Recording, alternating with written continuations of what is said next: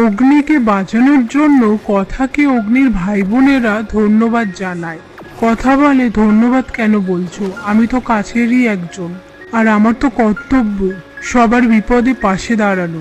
এরপর নীলাদ্রি প্রিয়াকে ফোন করে, আর প্রিয়া সেখান থেকে নীলাদ্রির কাছে এসে বলে, তুমি আমার সাথে রোজ দেখা করতে পারবে? নীলাদ্রি বলে, ওকে, আমি বলে দেব। এই বলে চলে যেতে গেলে প্রিয়া ছুটে এসে নীলাদ্রিকে জড়িয়ে ধরে। তারপর কথা ঘরে এসে কল্পনা করে অগ্নি ছুটে এসে কথাকে ধন্যবাদ দেয় আর কপালে একটা কিস করে। এরপর হঠাৎ করে কথার কল্পনা ভেঙে যায়। তারপর অগ্নি ঘরে আসলে কথা বালিশ নিয়ে চলে যেতে গেলে অগ্নি বলে, তোকে কোথাও যেতে হবে না, তুই এইখানেই থাক। আর বলে, হ্যারির ইনসিডেন্টসটা হওয়ার পর আমি রাগ করে হোটেলে চলে যাই, তারপরেই তো এত কাণ্ড। সবাই আমাকে অবিশ্বাস করলেও তুই আমাকে বিশ্বাস করেছিস, আমার পাশে থেকেছিস, এর জন্য ধন্যবাদ। এই কথা শুনে কথা অগ্নিকে জড়িয়ে ধরে। এরপর কথা অগ্নিকে জিজ্ঞেস করে, আমি আপনার সাথে এই একই ঘরে কোন সম্পর্কের ভিত্তিতে? আমি নিজের কাছে পরিষ্কার থাকার জন্যই এটা জানতে চাইছি। কিন্তু অগ্নি কোনো উত্তর না দিয়ে কথাকে বলে, তোর জন্য একটা গিফট আছে।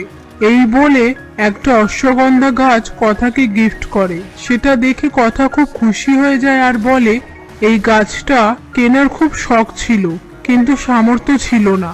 এই গাছটা কেনার জন্য আমি একটু একটু করে টাকা জমা করতাম, যদি বাড়ির কারোর কাজে লাগে। আমি নিজের কাছে রেখে এই গাছটাকে পরিচর্যা করতে চেয়েছিলাম। এই বলেও অগ্নিকে ধন্যবাদ জানাই।